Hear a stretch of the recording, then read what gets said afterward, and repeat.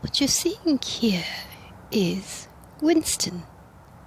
Winston produces walnuts, and next to Winston is my love. I don't know what she produces because the squirrels got to all the fruit, perhaps pears, well before they had any opportunity to reach us.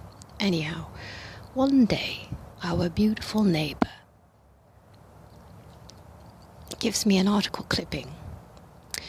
Within each of these beautiful forms was a nest, and I had been observing the nests for a little while since they started, and apparently I was informed they were gypsy moths, and apparently quite a bad thing. So she beautifully handed me a clipping from the local newspaper about how to get rid of them, and I jokingly said, well, I'll just, splash some vinegar or something, and she quite strongly suggested that I follow what the article said because it's a big deal, and so I I took a peek at the article, and sure enough, the picture matched the picture that I was observing in both forms, and sure enough, there was mention in the brief scan that I did that one should use ammonia or bleach to cull or kill all the growing creatures within the nest.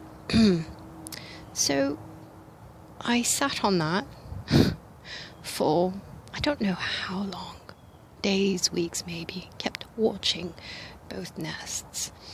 And then when the moment struck, I looked into natural predators for the gypsy moth.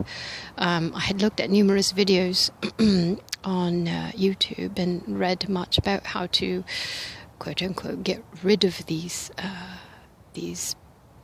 pests, and the method was all the same.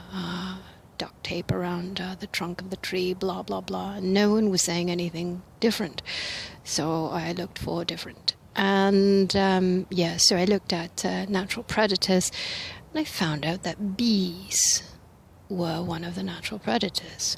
So as I observed particularly the nest in Winston, walnut over here, I noticed bees flying around, but they couldn't access the nest because it was so tightly woven. So I took a rake, a metal one, with like teeth, not like a cone, a triangle-shaped rake, but a stronger one made out of metal, and I poked a hole with one of the 4-inch teeth, 3-inch maybe, whatever, and the bees started to go in, and I just watched it. It was quite big, particularly in Winston. Anyhow, over time, actually what I would do is poke a hole daily, and continue to observe. Oh, I'm sorry, there were 2 in Winston here. One was smaller, and that's the one I started with. And when I saw that it was kind of working, that I couldn't see caterpillars moving anymore in there, then I went to the bigger one. And so I kept doing this, and the bees would go in and whatever, and it didn't seem to proliferate. But it did at one point, and then actually I gave up, trying to remember here, and but in that giving up, it was actually having a conversation with Winston, and I was a bit taken aback that I was like, I started asking questions actually. I was like, well, what if this thing, this nest and all these little creatures inside, what if they do proliferate? Then what would happen? Then it said that, they would eat all the leaves and eventually the tree would die. And so I thought, well, let it be. Let it be. And that was part of the giving up. And I thought to myself, well, look at Winston. Winston's huge and has, quote unquote, survived or thrived, let's say, this long, producing those beautiful walnuts, which now the squirrels have eaten most of, if not all. And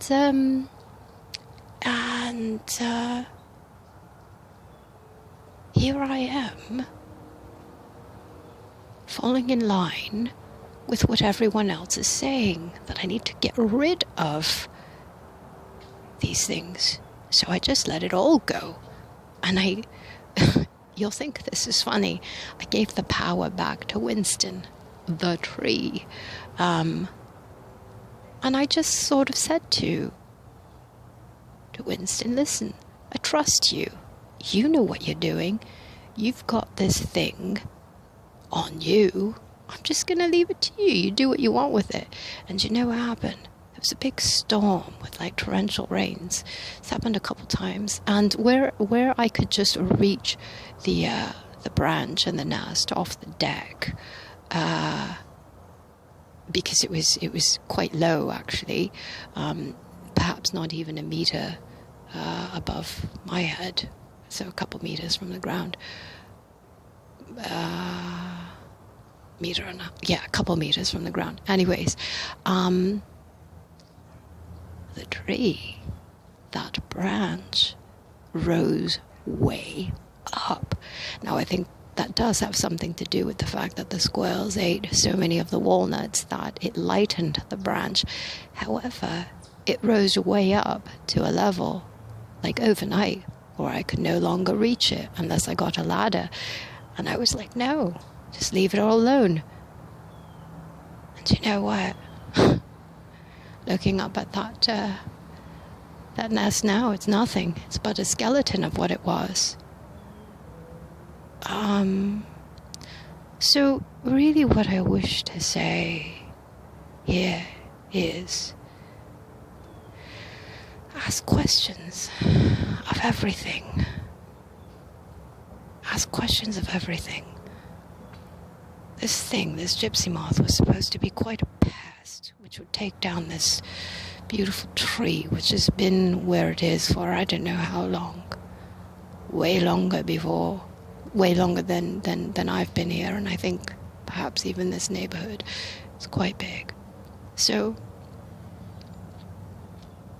let things be. So much of fear, and I get it. I get where my beautiful neighbor, where she was coming from, and it was a fear-based thing. But if we start asking more questions, then really things quote-unquote right themselves. And it's with loving action. I mean, it's not like I was sitting back saying, oh, Winston, screw you. Screw you, buddy. What I did think was, well, if Winston goes down, well, we've got this opportunity then. We'll have more sunlight, we'll have more heat, and we can grow more vegetables. Right? The grass will be different underneath. Everything will be different. What's wrong with that? Nothing. Anyways, there's food for thought for you on this stunning, glorious morning. Loads of love. And as always, God bless you.